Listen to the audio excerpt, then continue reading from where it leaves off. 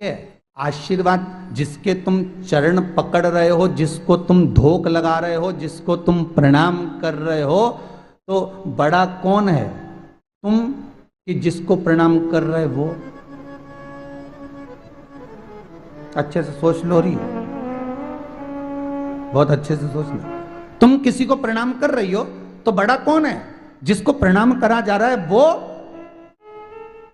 कि जो प्रणाम कर रहा है वो? शिव महापुराण की कथा कहती है जो प्रणाम कर रहा है वो।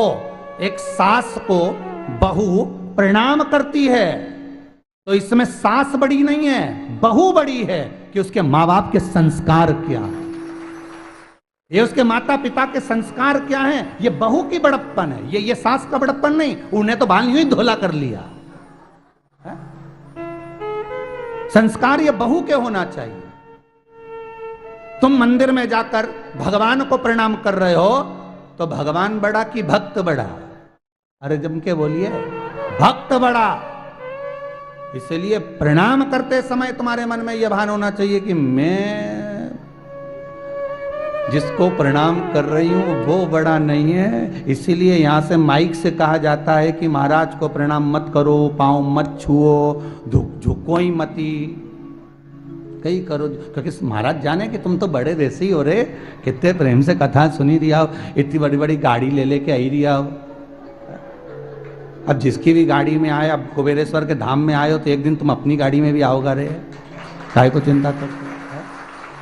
तो तुम ये बाबा विश्वनाथ जब बाबा यहाँ बैठेगा ना, कुबेर भंडारी जब निवास करेगा यहाँ पर, अभी तो उसका घर बन रहा है, जिस समय कुबेर भंडारी यहाँ बैठ गया ना और उसकी जब प्राण प्रतिष्ठा होगी, ज्यादा समय नहीं है, बाबा जब बैठेगा तो उम्मीद है कुबेर के खजाने तो इतने खोल देगा कि कमी तो नहीं पड़ेगी। ये विश्वास रखता हूं, ये विश्वास है मेरे बाबा पर। तो झुकने वाला बड़ा होता है, जिसके आगे झुका जा रहा है वो नहीं। तुम किसी को अगर प्रणाम करो तो ये मत सोचना कि सामने वाले को क्यों झुकूं, ये बड़ा है इसलिए, नहीं नहीं, तुम बड़े हो इसलिए झुको। तुम्हारी नम्रता झुकना चाहिए।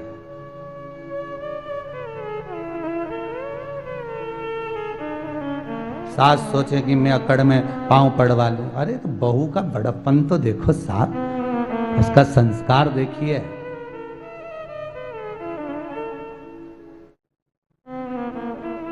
इसी से मालूम पड़ता है कि बहू बड़ी की सास बड़ी हो। और जो बहू नहीं झुके,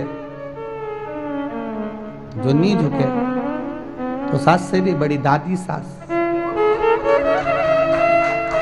जो नहीं झुके वो दादी सास तो है, झुकी नहीं रही है, मत झुके। पहले जो दरवाजा होता था ना, घर के दरवाजे होते थे वो बहुत छोटे होते थे, अब दरवाजे बड़े बड़े हो गए। पहले छोटा दरवाजा इसलिए होता था कि कितनी भी बड़े परिवार की लड़की आ जाए हमारे घर में झुक के चलना सीख जाए। नहीं झुकेगी, दो चार बार माथा भड़केगी नहीं, अपने आप झुकेगी। हाँ, दरवाजा हो गया ऊंचा तो बहुएं भी बोल तो रही डोकरी, और कहीं सुने वो, अब वो भी ऊंची बढ़िया चक, वो कोई सुनने वाली, वो मस्ते में अपने वो सुने ही नहीं। भले तुम कितनी भी छोरा के नाप की दुल्हन लिया हो, तो उसके हिसाब से रहेगी, उसके अलमस्त था।